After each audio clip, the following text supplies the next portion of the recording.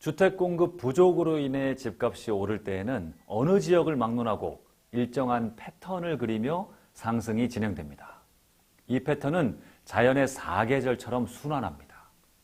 주택시장에도 봄, 여름, 가을, 겨울이 존재하는 것이죠. 주택시장의 사계절에서는 매매 가격과 전세 가격의 향방이 중요한 매개로 작용합니다. 집값은 계속 하락하는데 전세값은 오르는 국면이 봄입니다. 수도권의 경우 집값은 떨어지고 전세값은 계속 올랐던 지난 2010년에서 2014년 정도를 생각하면 됩니다. 이 시기에는 오랫동안 집값이 떨어졌으므로 부동산으로 돈 버는 시기는 끝났다는 식의 폭락론이 득세합니다. 정부는 부동산 부양책을 내놓습니다. 사람들은 집값이 더 떨어질 게 두려워서 집을 사지 않고 너도나도 전세로 머뭅니다. 사람들이 집을 사지 않으므로 건설사는 주택 공급을 하지 않습니다. 결국 경기 침체나 공급 과잉으로 인해 집값이 하락했던 이 지역은 어느 시점부터 공급 부족 지역으로 바뀝니다. 전세값이 계속 오르면서 집값에 근접하는 현상이 나타납니다. 이 시기가 주택시장의 사계절 중 봄에 해당하는 시기로서 이제 본격적인 상승을 앞두고 있는 시기입니다. 여름이 되면 본격적인 상승이 시작됩니다. 매매 가격의 턱 밑까지 차오른 전세 가격이 매매 가격을 밀어 올리면서 매매와 전세가 함께 오릅니다. 만약 이 지역에 미분양 물량이 있었다면 그것도 빠른 속도로 소진됩니다. 이 시기는 실수요자가 주도하는 시장입니다. 집이 부족해서 가격이 오르는 시기이므로 실수요자가 몰려있는 전용 85제곱미터 이하의 중소형 아파트가 주로 오릅니다. 가격 면에서도 비싼 아파트보다는 중저가의 아파트가 먼저 오르고 점차 비싼 아파트로 상승이 전이됩니다.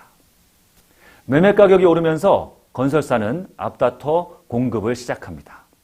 아파트의 경우 분양에서 입주까지 최소 2년 이상의 시간이 필요하므로 충분한 공급이 이뤄질 때까지 가격 상승은 계속됩니다. 가을이 되면 매매 가격과 전세 가격이 다른 움직임을 보입니다. 이 시기에 전세 가격은 상승을 멈추는 경우가 많습니다. 경우에 따라 살짝 하락하기도 합니다. 매매 가격이 많이 오름에 따라서 그동안 전세로 머물러 있던 사람들이 매매 수요로 많이 전환되기 때문입니다. 반면에 매매 가격은 뒤늦게 합류하는 실수요자와 투자 수요까지 가세해서 크게 상승합니다. 대개의 경우 집값에 거품이 생겨납니다.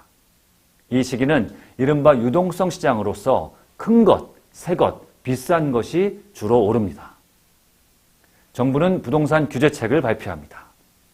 늦가을이 되면 여름에 공급을 개시한 물량이 입주를 시작하면서 긴 상승을 마무리합니다. 겨울에는 매매 가격과 전세 가격이 동시에 떨어집니다. 집값이 많이 오른 지역일수록 건설사들이 공급을 많이 했을 것이므로 여기저기 집이 남아돕니다. 미분양이 쌓입니다. 전세 가격은 하염없이 떨어지고 가을에 쌓인 집값 거품도 제거됩니다. 하지만 부동산은 그 고유한 특성인 하방 경직성으로 인해서 특별한 이유가 없는 한 오른 만큼 떨어지지는 않습니다. 오를 때는 많이 오르고 내릴 때는 조금만 내리는 게 일반적인 현상입니다. 겨울이 깊어갈수록 사람들은 집을 사지 않습니다. 이 시기에는 분양을 해봤자 분양이 잘 될 리가 없기 때문에 건설사들은 주택 공급을 멈춥니다. 공급이 끊기는 시기가 오래 지속되면 시장은 다시 봄으로 넘어갑니다. 이렇게 사계절을 한 바퀴 도는데 지역에 따라 10년에서 15년 정도의 시간이 걸립니다. 이 사이클을 만들어내는 동력은 두말할 것도 없이 공급입니다.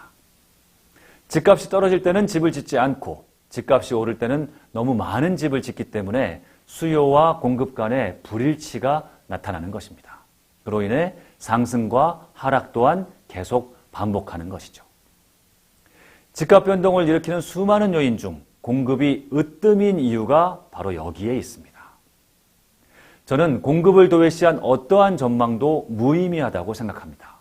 그 정도로 공급의 영향은 절대적이라고 할 수 있습니다. 여기에서 중요한 것은 사계절의 순환이 지역별로 다르다는 것입니다. 지금 이 시점만 봐도 어느 지역은 봄을 지나고 있고 어느 지역은 가을을 지나고 있습니다. 투자자라면 가장 먼저 봄이 오는 지역이 어디인지를 살펴야 할 것이고요. 내 집 마련을 하는 실수요자라면 내가 사는 지역이 어느 계절을 지나고 있는지를 알아야 합니다. 그래야 늦가을이나 겨울에 집을 사거나 봄에 집을 파는 우를 범하지 않을 수 있습니다.